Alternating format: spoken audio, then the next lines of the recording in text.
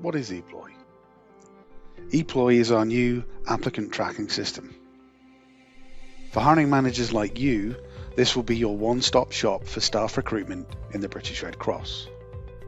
Eploy is an online portal which all hiring managers will log into and use for recruitment of staff from beginning to end.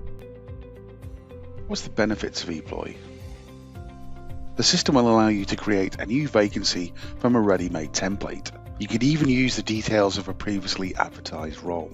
This is very useful for hiring managers of regularly recruited for roles. If you use a work mobile, you'll be able to access the system from your phone. The system will send email prompts when there's an action required by you, a number of which can be actioned simply by clicking a link rather than logging into the system. Your hiring manager portal automatically updates and shows where you are in the recruitment process.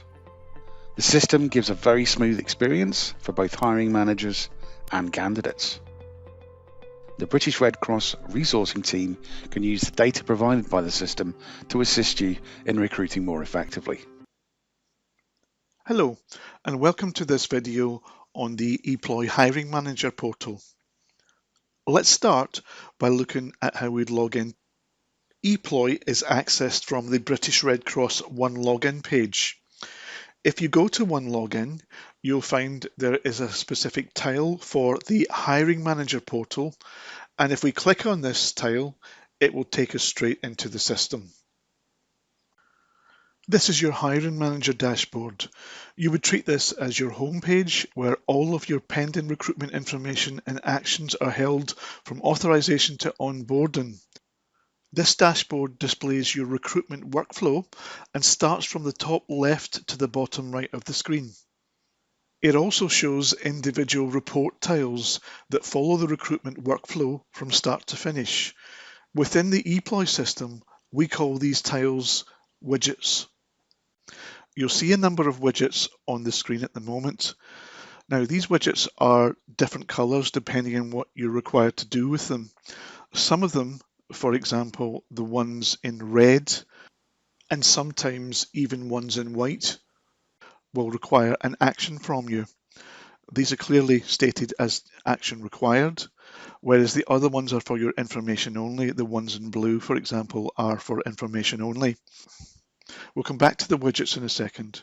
I'd also like to point out on the left-hand side there are some little icons here where if you hover over them, you'll see what these icons do. For example, there's dashboard, vacancies, applications, offers and placements, calendar, reference, and the hiring manager toolkit.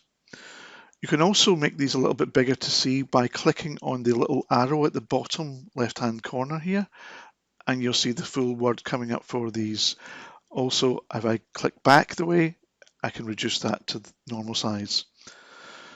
One important thing to mention to you is that if you are in any other page other than the Hiring Manager dashboard, to get back to the Hiring Manager dashboard main page, all you have to do is click on the British Red Cross icon at the top left-hand side. If we look at the Hiring Manager dashboard and these widgets in particular, you'll see that some of them have numbers on them. For example, this one here, the My Vacancies in Authorization, has a number 1. If I click on that, what it will do is it will show me what that it has. It's a financial authorization required for this particular one. If I click on it,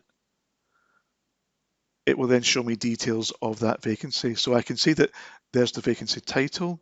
There's the ID number, which would be the vacancy ID number in Eploy for this particular vacancy, the date it was created, what current status it's at. You can see here it's financial authorization required, where the cost center and the service area would be. And of course, because this hasn't been approved as yet, there are no candidates on it. But let's click on the Service Manager title here. And what that will do is it will show me the details of the requisition that I created or the vacancy that I created. And here's the information that I have created within that vacancy. You can also see the advert that you've put in and the role profile And if I scroll right to the bottom, I have a status here, which shows me at the moment that this is requiring financial authorization. Now, if we want to go back to the main page of the dashboard, we go onto the British Red Cross icon at the top left-hand side and click on that, and we'll go back there.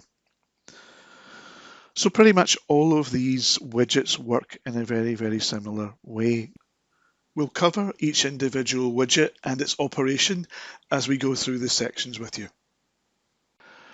I should also say that on the left-hand side, there are the little icons where what we can do is we can see it the same way. We could click on vacancies there.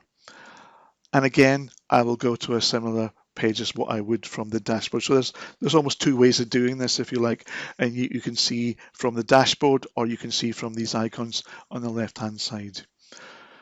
But another couple of things to point out to you here is calendar. If I look at calendar, and we'll see this in a later video, this is where you would create interview slots. And if you look at the calendar that we are displaying just now, you'll see that tomorrow I have a couple of interviews in place for tomorrow. So again, to go back, we'll look at this in more detail when we go to the creating interview slots section. To go back to the main page again, we would go up to the British Red Cross icon. There's also a little thing I want to point out to you here, which is the Hiring Manager Toolkit. And in the Hiring Manager Toolkit, we're going to put some guidance documents that would help you work your way through the system as well. Okay, I'm going to close this little left-hand side panel back. And I'm going to go right back to the Hiring Manager dashboard by clicking on British Red Cross. So that's about it for this video. Just one last thing to show you would be how to log out of the system. On the top right hand side, there's a little icon that's got your initials on it. If we click on that, a drop down will come up and one of the options there is log off. So I'm going to do that and we're back out to the login page. So I do hope you've enjoyed that video and found it informative and useful, and I look forward to seeing you in the next video.